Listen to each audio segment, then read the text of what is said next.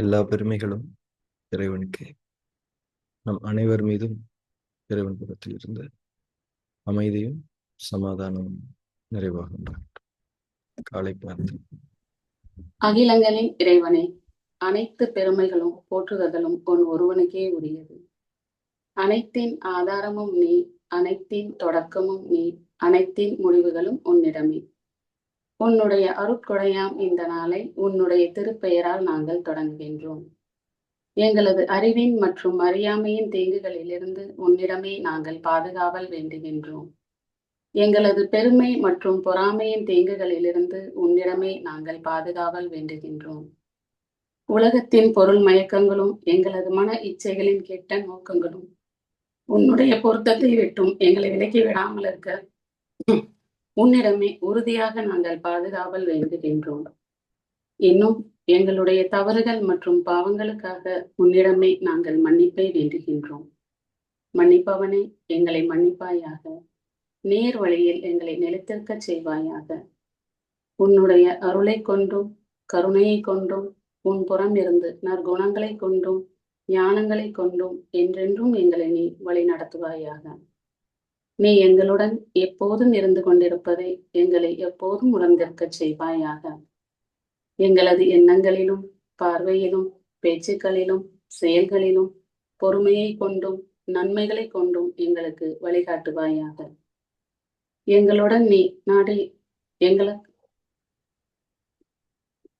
எங்களுக்காக நீ நாடியிருக்கும் நன்மைகளை தவறாது நாங்கள் அடைந்து கொள்ள எங்களுக்கு நீ உதவி செய்வாயாக. நீயே எங்களுடைய இறைவன், நீயே எங்களுடைய பொறுப்பாளன், நீயே எங்களுடைய இறங்குதலை செவியேற்பவன். செவியேற்பவனே, படைப்பாளனே, புதிய படைப்பாக எங்களை ஆக்கி தருவாயாக. புதிய வாழ்க்கையில் எங்களை வாழ வைப்பாயாக. அமைதியும் சமாதானமும் ஆரோக்கியமும் ஞானங்களும் நன்மைகளும் மேன்மைகளும் குளிர்ச்சியும் கதகதப்பும் சோலைகளும் நீரோடைகளும் தூய உணவுகளும் உறவுகளும் நிறைந்த புத்தம் புதிய வாழ்க்கையை உன்னை கொண்டு நாங்கள் விரும்புகின்றோம். விருப்பங்களை அளிப்பவனே, ஏற்றுக்கொண்டோம் இறைவனே. புதிய வாழ்க்கையில் எங்களை வாழச் செய்வாயாக. புதிய படைப்பாக எங்களை ஆக்கி தருவாயாக. உன்னுடைய அருட்கொடையாம் இந்த நாளை உன்னுடைய திருப்பெயரால் நாங்கள் தொடங்குகின்றோம். பெருமைகளும் புகழ்களும் உன் ஒருவனுக்கே.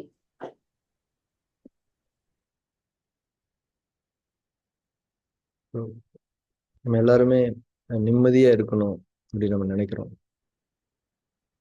நிம்மதி அப்படின்னா என்னங்கிற சிந்தனையை நம்ம பண்ணும்போது அது ஒரு பூரணமான அமைதி அப்படின்னு புரிஞ்சுக்கலாம். நிம்மதியா இருக்கிறதுன்னு பூரணமான அமைதியோடு இருக்கு. அதாவது நாளைய வாழ்க்கை நமக்கு சுகமானதா அமையும், சகல வழிகள்லையும் சுகமானதா அமைய போகுதுங்கிற உறுதியான உத்தரவாதம் நமக்கு கிடைச்சா மட்டும்தான் நாம நிம்மதியா இருக்க முடியும், அதாவது அமைதியா இருக்க முடியும். நாளைய வாழ்க்கை அப்படின்னா நாளைக்கு வாழ்க்கையா? இன்னைக்கு வியாழக்கிழமை, வெள்ளிக்கிழமை நீங்க பூரண அமைதியோடு இருப்பீங்க அப்படின்னா உங்களுக்கு நிம்மதி வந்துடுமா? இப்ப சனிக்கிழமை.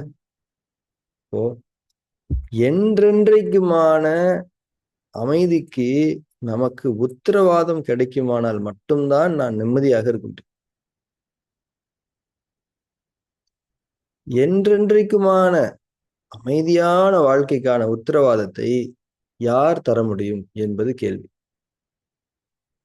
நீங்கள் வைத்திருக்கக்கூடிய சொத்துக்களும் பேங்க் பேலன்ஸும் நகைகளும் தந்துட முடியுமா அப்படின்னா அது தந்துட முடியாதுன்னு நீங்களே நினைக்கிறீங்க. ஏன்னா இப்போ நிம்மதி இல்லாத காரணமே அதுதான். அது எப்படி நிம்மதி தர முடியும்? அப்போ என்றென்றைக்குமான அமைதியான சுகமான வாழ்விற்கான உத்தரவாதத்தை நம்முடைய சொத்துக்களும் பதவிகளும் நகைகளும் இதர உலகத்தினுடைய பொருட்களும் நமக்கு தர முடியாது. அது நமக்கே நன்றாக தெரியும்.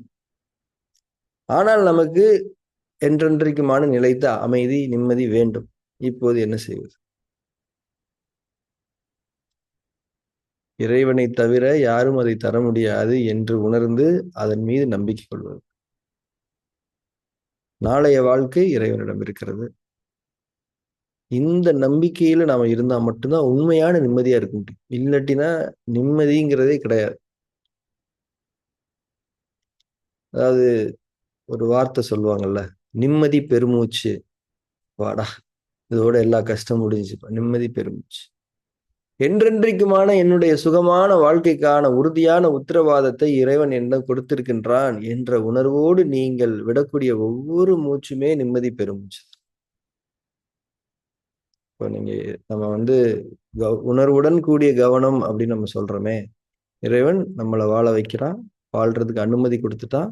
அனுமதி கொடுத்துட்டான்னாலே என்ன அர்த்தம்? நமக்கான வாழ்க்கையை அவன் படைச்சு வச்சிருக்கிறான். அது நன்மையா இருக்குது, அதுல நிம்மதி இருக்குது. ஒவ்வொரு மூச்சுமே அதுதானே சொல்லுது. ஒவ்வொரு மூச்சுமே நிம்மதி பெருமூச்சாதான் இறைவன் கொடுக்குறான். ஆனா நம்ம அதை நம்ப மாட்டேங்கிறோம். நமக்கு அந்த பொருள் சார்ந்த விஷயங்கள் மேல இறைவன் நம்மளை வாழ வைப்பான் அப்படிங்கிற சத்தியம் ஒவ்வொரு மூச்சிலையும் உணர்த்தப்பட்டும் கூட நாம் அதை நம்ப மாட்டேங்கிறோம். ஏன்னா மனம் இரண்டினுடைய ஆதிக்கம். மனம் ரெண்டுல இருக்கக்கூடிய பதிவுகள் இந்த மாதிரிலாம் தான் செய்யும்.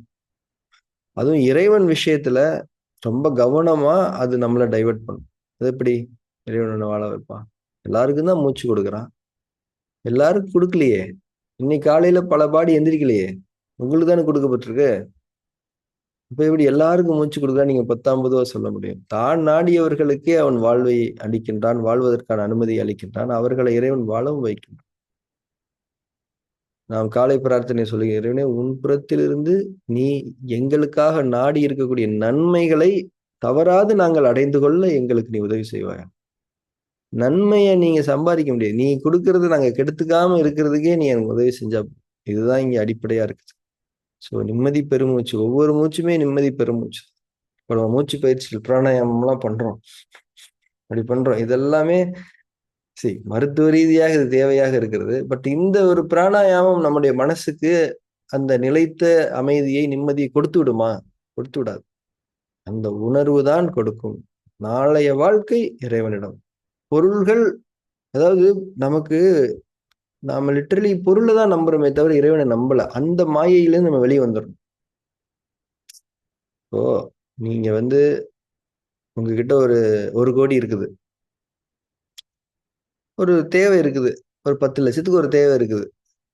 நீங்க பெருசா இறைவனா வேண்ட மாட்டீங்க. உங்களை 10 லட்சம் தானே, 1 கோடி நம்ம வச்சிருக்கோமே. இப்ப 10 கோடியை வச்சிருக்கீங்கப்பா, 10 லட்சத்துக்கு ஒரு தேவை வருது, இறைவனை நீங்க வேண்டுவீங்களா? வேண்ட மாட்டீங்க. இப்போ உங்ககிட்ட 2 லட்சம் தான் இருக்குது, இப்ப 10 லட்சத்துக்கு ஒரு தேவை இருக்கு, என்ன பண்ணுவீங்க? அப்போ ஏன் 10 கோடி இருக்கிற ஒரு 10 லட்சத்துக்கு இறைவனை வேண்டல? ஆனா அவரு கேட்டீங்கன்னா, இறைவன் நம்புறியாப்பான்னு கேட்டேன், நம்புறேன் அப்படின்னு தான் சொல்லுவார். அவர் உண்மையிலேயே இறைவனை நம்பல, அவர் பணத்தை தான் நம்புறாரு. பணம் குறைஞ்ச உடனே அப்பதான் உண்மையான இறை நம்பிக்கை வரும். அப்ப அந்த இறை நம்பிக்கை பொருள் சார்ந்ததாகத்தான் நாம் வைக்கின்றோம். மனம் ரெண்டு தான். மனம் ரெண்டு எப்படிப்பட்டதுன்றது சிம்பிளா புரிஞ்சுக்கிறதுக்கான உதாரணம் தான் அது. இறைவன் மீது நாம் நம்பிக்கை கொண்டு நம்பிக்கையாளர்களாக வாழ வேண்டும். அதையே தடுத்து கொண்டு இருக்கிறது மனம் ரெண்டு. இதை விட என்ன செய்யணும்? மனம் ரெண்டு ஏற்படுத்தக்கூடிய உச்சகட்ட தீமை இதுதான். நம்மை உண்மையான நம்பிக்கையாளர்களாக அல்லாமல் ஒரு பொய்யான நம்பிக்கையில் பொருள்கள் என்னை காப்பாற்றும் என்ற அந்த ஆழ் மனசுல இருக்கிறது பொருள் தான் என்னை காப்பாற்றும்னு நினைக்கிறது. மேல் மனசுல இருக்கிறது தான் இறைவன் நம்மளை காப்பாற்றுவான்னு பிரேயர் பண்றது. ஆழமான பிரேயர் அப்படிங்கிறது மனிதர்கள் செய்கிறார்களா என்பது அவரவர்களுக்கு தான் தெரியும். எல்லாருமே செய்யலைன்னு சொல்ல முடியாது, அவங்களுக்கு தெரியும். ஸோ நீங்க உண்மையிலேயே பொருளை நம்புறீங்களா, இறைவனை நம்புறீங்களா? பொருள் என்றென்றைக்குமான அமைதியான வாழ்க்கைக்கு உத்தரவாதம் தரவே தராது. டாக்டருங்க தரமாட்டாங்க, யாருமே தரமாட்டாங்க. யாரு தர முடியும்? அவங்களால தர முடியாது, அவங்களுக்கு அந்த ப்ரொவிஷன் கிடையாது. ஸோ மனம் இரண்டில் இருக்கக்கூடிய பதிவுகள் பலமிழந்து போக நாம் என்னவாக ஆவோம் என்றால், நாம் உண்மையான நம்பிக்கையாளர்களாக ஆவதற்கான வழிமுறையில் பயணம். எந்த ஒரு சிறு விஷயத்துக்கும் நீங்கள் உங்களுடைய முயற்சிகளை, உங்களுடைய உழைப்புகளை, உங்களுடைய பணத்தை, பெருமையை, புகழை அல்லாமல் இறைவனே என்று திரும்பக்கூடிய அந்த பணிவின் தன்மை. இப்போ ஒவ்வொரு மூச்சு நமக்கு கொடுக்கப்படுது, நம்ம வாங்கிக்கிறவர் எப்படி இருப்பாரு? பணிவோடு தானே இருப்பாரு. வாங்கிக்கிறவர்களுடைய அந்த பணிவில் தான் இறைவன் அந்த பணிவில் தான் நம்மை அமைத்திருக்கின்றான் இறைவன். நீங்கள் பெற்றுக்கொள்ளுங்கள், அனைவரும் பெற்றுக்கொள்ளுகிறவர், நான் தான் கொடுப்பவன். இப்போ இந்த மூச்சை நாம மட்டும் வாங்கிக்கிறோமா, எல்லாரும் வாங்கிக்கிறாங்களா? எல்லாரும் வாங்கிக்கிறோம். அப்ப எல்லாரும் இறைவன் வாழ வச்சுக்கிட்டு இருக்கான் தானே. ஓ, இறைவன் வாழ வைக்கணும்னு நினைக்கிற ஒருத்தரை பணத்துக்காக நாம கெடுக்கணும்னு நினைக்கிறோமே, அவரை கஷ்டப்படுத்தணும்னு நினைக்கிறோமே, அவர் சிறுமை அடையணும்னு நினைக்கிறோமே, இதுதான் இறைவன் புறத்தில் நமக்கு கிடைக்கக்கூடிய நன்மைகளை கெடுக்கக்கூடிய தன்மை. அப்போ நாம நம்பிக்கையாளரா இருக்கும்போது, உணர்வாளரா இருக்கும்போது, கவனம் செறிந்த நிலையில் நாம் வாழும்போது, நாம நமக்கும் நன்மைகளை அமைத்துக் கொள்வோம், மற்றவர்களுக்கும் தீங்குகளை இழைக்காமல் அவர்களுக்கும் உண்மையான நன்மையை நாம் இறைவனுடைய திருப்தியை நாம் பெறுவதற்கான ஒரே வழி என்பது நம்பிக்கை கொள்வதுதான். நம்பிக்கை கொள்வதற்கான தடையாக இருப்பது இந்த மனதின் சமநிலை தன்மை இன்மைதான் என்பதை நாம் புரிந்து கொள்ள வேண்டும். ஸோ ஒவ்வொரு முறையுமே ஒரு மெடிடேஷன், நம்ம இங்க மெடிடேஷன் பிராக்டிஸ் பண்றோமோ இல்லையோ, ஆனா ஒரு இன்டென்ஷனோட இந்த சபையில உட்கார்ந்துருக்கிறோம். என்ன இன்டென்ஷன் அது?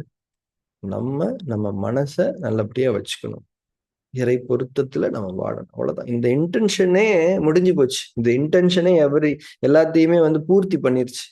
இதுக்கப்புறம் நம்ம செய்ய போற விஷயங்கள் எல்லாமே அடுத்தடுத்து அதுக்கு பலம் சேர்க்கக்கூடிய விஷயம் தான். அடிப்படை அந்த இன்டென்ஷன். நிச்சயமாக நம்பிக்கையாளர்களுக்கு அவர்கள் விரும்பியது உண்டு. நாம் விரும்புவது என்றென்றைக்குமான சுகத்துக்கான உத்தரவாதம். என்றென்றைக்கும் என்பது இந்த உலகத்தின் வாழ்வை மட்டுமே உள்ளடக்கியது அல்ல என்பதையும் நாம் புரிந்து கொள்ள வேண்டும். நிச்சயமாக நாம் மறுமைக்கும் இறைவனிடம் கேட்கின்றோம். அது நமக்காக இருக்கிறது என்ற உணர்வு நம்முடைய உள்ளங்களில் இருக்கிறது. எனவேதான் நாம் என்றென்றைக்கும், இப்போ மறுமை வாழ்க்கைன்னு ஒண்ணு இருக்குது அப்படின்னா, இல்ல எனக்கு உலகத்துக்கு மட்டும் கொடுங்க போதும் அப்படின்னு நான் கேட்போம். அது இருக்கிறதுனால என்றென்றைக்கும் என்னைக்குமே வேணும் அப்படின்னு நம்ம கேட்டுக்கிட்டே இருக்கிறோம். நிச்சயமாக இறைவன் அவன் புறத்தில் இருந்து நமக்காக அவன் நாடி இருக்கக்கூடிய சுகமான வாழ்க்கையை, ஞானங்களை, அவன் வாக்களித்திருக்கக்கூடிய உன்னதமான சுகங்களை நமக்காக வைத்திருக்கின்றான். அது இறைவனுக்கு தேவையில்லை, நமக்காகத்தான். இந்த உலகத்தினுடைய எந்த ஒரு பொருளும் அவனுக்கு தேவையில்லை, அவன் நமக்காக இதை படைத்தான். நாம் நம்பிக்கையாளர்களாக இருக்கும்போது அது நமக்கு வந்துவிடும், நமக்கு தேவையானது வந்துவிடும். இன்னும் நாம் அறியாத எத்தனையோ விஷயங்களை நமக்காக இறைவன் படைத்திருக்கின்றான். நாம் செய்ய வேண்டியதெல்லாம் நம்முடைய நம்பிக்கையை உறுதிப்படுத்தி கொண்டு நம்பிக்கையாளர்களாக வாழ்வது மட்டும்தான். இன்றைய தியான செயல்முறை நாம் தொடங்கலாம். நாம் அனைவரும் கண்களை மூடி புற உலகத்திலிருந்து விலகி அக உலகத்திற்குள் பிரவேசிக்க வேண்டும். புற உலகத்தில் நமக்கான எத்தனையோ அடையாளங்கள் இருக்கின்றன. அந்த அடையாளங்களை எல்லாம் விட்டு விலகி நாம் ஒரு மனிதன் என்ற தன்மையில், நாம் ஒரு படைப்பு என்கிற தன்மையில் நம்முடைய அக உலகத்திற்குள் நுழைவதற்கு நாம் விருப்பத்தோடு, ஆர்வத்தோடு இருக்கின்றோம். இந்த உணர்வில்தான் கண்கள் மூடப்பட வேண்டும். கண்கள் மூடப்பட்டிருப்பதன் மீது கவனம் இருக்கட்டும். அதைத் தொடர்ந்து மூச்சின் மீது கவனம் ஏற்படட்டும். இயல்பான மூச்சு, அதன் மீது இயல்பான கவனம். இயல்பான கவனம் என்பது உணர்வுடன் கூடிய கவனம். இந்த மூச்சு நமக்கு தரப்படுகிறது, நம்மால் இதை நிறுத்த முடியாது. 2 மூச்சுக்களையும் சேர்த்து எடுத்துக்கொள்ள முடியாது. அதுவேதான் வருகிறது, அதுவேதான் போகும். நாம் படைப்பாளனால் வாழ வைக்கப்பட்டு கொண்டிருக்கின்றோம் என்ற உணர்வோடு தான் ஒவ்வொரு மூச்சையும் கவனிக்கும். இந்த மூச்சு உங்களுக்காகவே படைக்கப்பட்டது, எக்ஸ்க்ளூசிவ்லி ஃபார் யூ. இந்த மூச்சின் கரு உங்களுக்கானது. இந்த மூச்சின் கரு இன்னொருவருக்கு பொருந்தாது, உங்களுக்கானது. பிரத்யேகமாக உங்களுக்கு கொடுக்கப்பட்டு கொண்டிருக்கு. நீங்கள் கவனிக்கப்படுகிறீர்கள், உங்களுடைய தேவைகள் கவனிக்கப்படுகிறது, அது நிறைவேற்றப்படுகிறது தொடர்ச்சியாக. ஒவ்வொரு மூச்சிலும் அது நிறைவேற்றப்பட்டது. ஒரு மூச்சு கூட உங்களுடைய தேவையை பூரணமாக நிறைவு செய்துவிடும். ஆனாலும் உங்களுடைய நம்பிக்கை உறுதிப்படாமல், உங்களுடைய அசுத்தங்கள் நீக்கப்படாமல் அது முழுமை பெறாது. எனவே ஒவ்வொரு மூச்சும் நம்மை தூய்மைப்படுத்தக்கூடிய நோக்கத்தில் உள்ளிறங்கி அதை செய்து கொண்டும் இருக்கிறது என்று உணர்ந்து ஒவ்வொரு மூச்சையும் உணர்வோடு கவனியுங்கள்.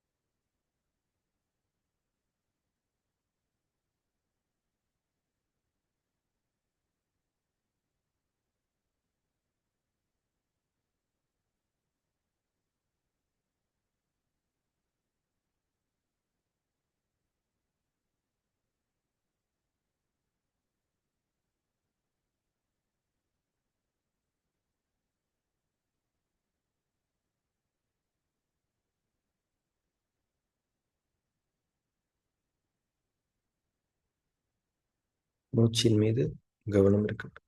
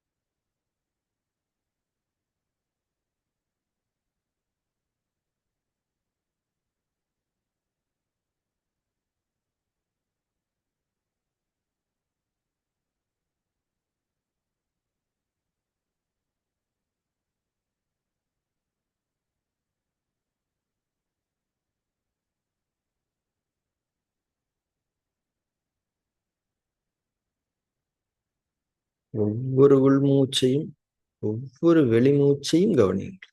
ஒன்றும் தவறி போய்விடக்கூடாது. இயல்பான கவனம்.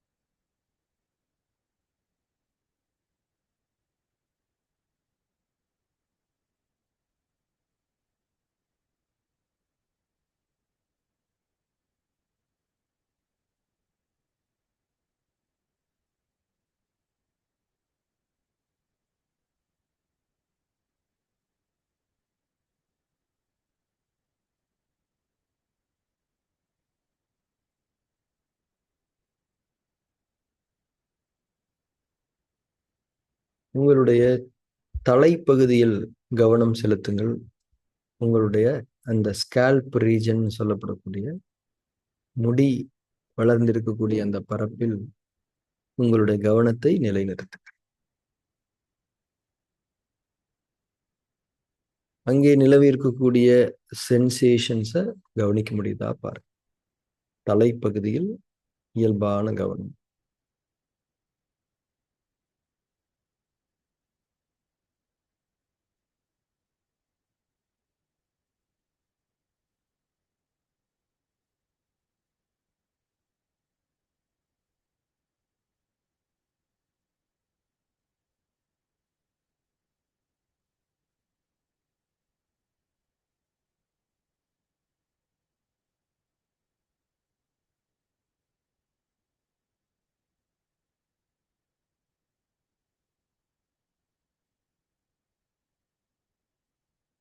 உங்களுடைய இடது காதின் மீது கவனம் செலுத்துங்கள். லெஃப்ட் இயர் கவனத்தை அங்கே நிலைநிறுத்துங்கள்.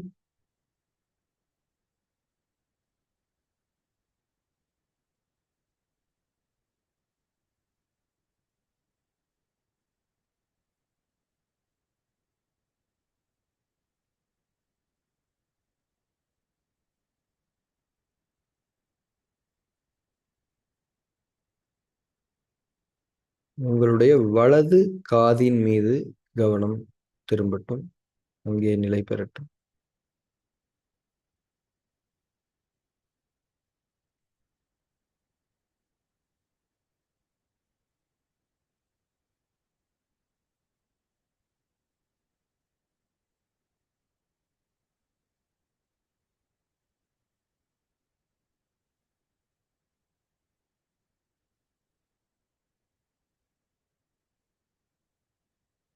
உங்களுடைய மார்பு பரப்பில் கவனம் செலுத்துங்கள். மார்பு பரப்பின் தோல் பகுதியில், தோல் பரப்பில் இயல்பான கவனம் நிலவட்டும், பரவட்டும்.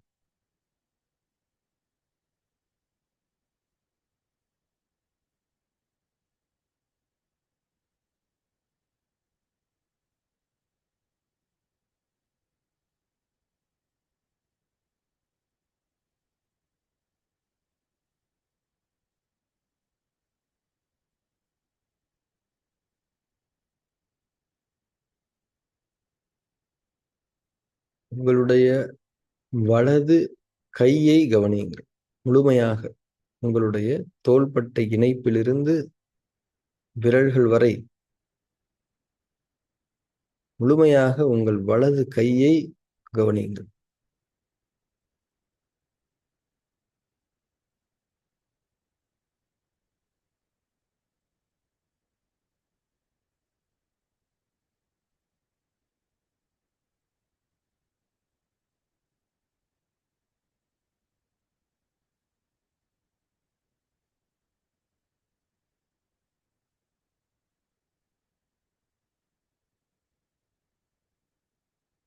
உங்களுடைய இடது கை முழுக்க கவனம் பரவட்டும்.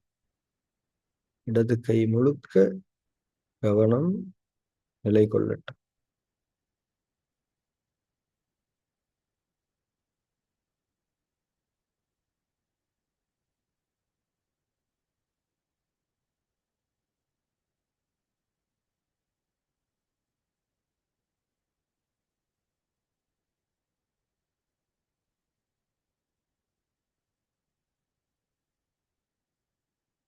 உங்களுடைய வலது கால் முழுக்க கவனம் நிலை பெறட்டும்.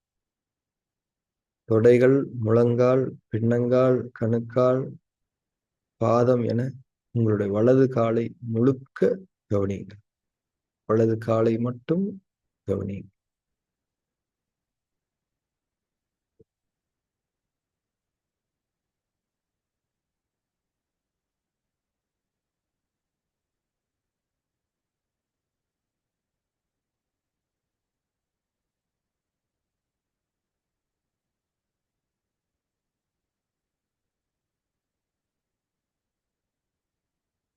உங்களுடைய இடது காலின் மீது கவனம் ஏற்படட்டும். இடது கால் முழுக்க, தொடை முதல் பாதம் வரை முழுக்க கவனம் நிலை பெறட்டும்.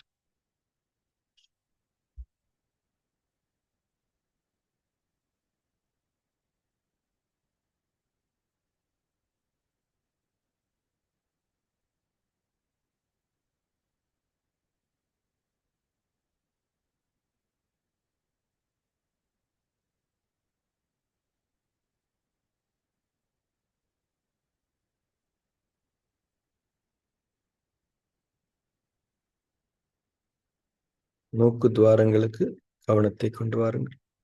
மூச்சின் மீது கவனம் ஏற்படட்டும். மூச்சு ஏற்படுத்தக்கூடிய சென்சேஷன்ஸ், ஒவ்வொரு மூச்சும் மூக்கு துவாரங்களுடைய அந்த என்ட்ரன்ஸ்லையும் மூக்கு துவாரங்களின் உள்புற தோல் பரப்பிலும் ஏற்படுத்தக்கூடிய அந்த சென்சேஷன்ஸை கவனிக்கணும். மூச்சோட சேர்த்து கவனிக்கணும். மூச்சும் மூச்சு ஏற்படுத்தக்கூடிய சென்சேஷன்ஸும் கவனிக்கப்பட வேண்டும். கவனம் இன்னும் ஆழமாக வெளிப்பட வேண்டும்.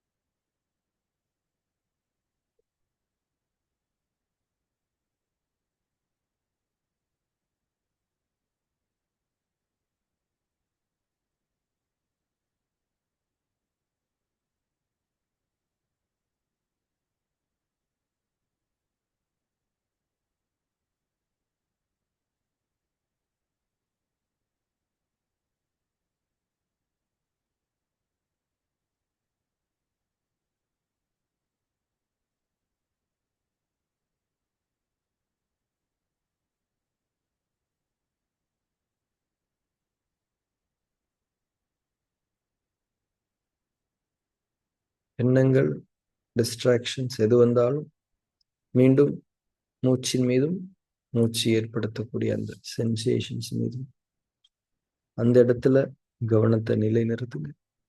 கவனத்தை வலிமைப்படுத்திக் கொள்வதற்கான பயிற்சி இது மிகவும் அவசியமானது. உணர்வோடு ஒவ்வொரு மூச்சையும் கவனிக்கணும்.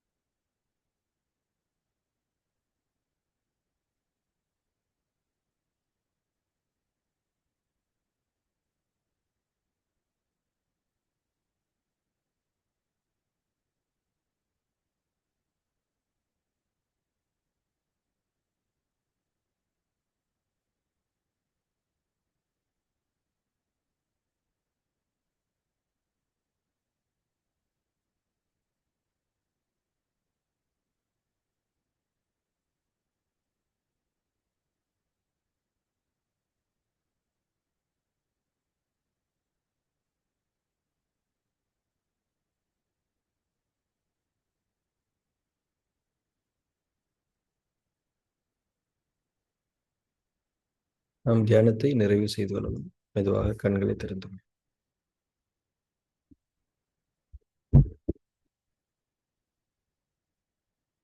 ஸோ கவனம் வலிமை பெற்று இருக்க வேண்டியது மிகவும் தேவையான ஒன்று.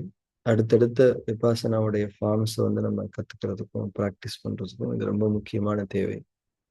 இது வந்து என்றைக்குமே ஒரு ஒரு ஷார்ட் டேர்ம் ப்ராக்ரஸாக இருக்க முடியாது. அப்படியே போயிட்டே தான் இருக்கும். பல வருஷங்கள் ப்ராக்டிஸ் பண்ணால் கூட அந்த பயணம் என்பது எங்கே இருக்குன்னு நமக்கு தெரியாது. ஆனால் நம்ம பயணத்தில் இருக்கிறோமான்றது தான் இங்கே முக்கியமே தவிர, எந்த பாயிண்ட்டை ரீச் பண்ணியிருக்கோம், எது கோலு, அதெல்லாம் நமக்கு தேவை கிடையாது. நம்ம பயணத்தில் இருக்கிறதே பெரிய சாதனை தான். ஏன்னா இந்த பயணத்தில் ஒவ்வொருத்தருக்கும் ஒவ்வொரு டெஸ்டினேஷன் இருக்கு. எல்லாருக்கும் ஒரே டெஸ்டினேஷன் கிடையாது. அதனால பயணத்தில் இருக்கிறத மட்டும் உறுதிப்படுத்திக்கங்க. இந்த ஒரு 30 மினிட்ஸ் உங்களுடைய மீதி 23 மணி நேரத்தை தாங்கி நிற்கக்கூடிய ஒரு பில்லரா இருக்கு. இங்கே நாம வந்து எடுத்துக்கிட்ட விஷயங்கள் வந்து அறிவா நமக்கு வந்து இருக்காது. இது வந்து ஞானமா போய் சேர வேண்டிய இடத்துக்கு போயிடும், அவ்வளவுதான். இதை நீங்க யோசிச்சு பார்த்தீங்கன்னா இதை எக்ஸாம்லாம் எழுத முடியாது. இப்போ நான் சொல்லிக் கொடுத்த இந்த விஷயத்தை பத்தி ஒரு எக்ஸாம் வச்சேன்னா நீங்க எழுத முடியாது உங்களால. ஏன்னா இது அறிவு அல்ல, இது வந்து உணர்வு தான். இந்த உணர்வா இருக்கக்கூடிய விஷயத்த அப்படியே விட்டுறணும். அதனாலதான் எக்ஸாம் வைக்கிறது இல்லை நம்ம விபாசனாக்கு. அக்குபஞ்சருக்கே வைக்கிறது இல்லை. வைக்கணும், அடுத்த பேட்சுக்குலாம் அக்குபஞ்சருக்கு எக்ஸாம் வைக்கணும்னு நினைக்கிறேன். எக்ஸாம் வச்சு மார்க்லாம் போட்டு பேப்பரை திருத்தி ஸ்கூல்ல எல்லாம் அதை கொடுக்கும்போது அப்படியே த்ரில்லிங்கா இருக்கும். எத்தனை மார்க் வாங்கியிருக்கோம், ஐயோ. அதுல வந்து ஃபெயில் ஆகுறவங்க எல்லாம் பாஸ் ஆயிட்டாலே ரொம்ப சந்தோஷமா இருப்பாங்க. வழக்கமா 100 வாங்குறவங்க 98 வாங்கினாலே ரொம்ப சோகமாயிருவாங்க.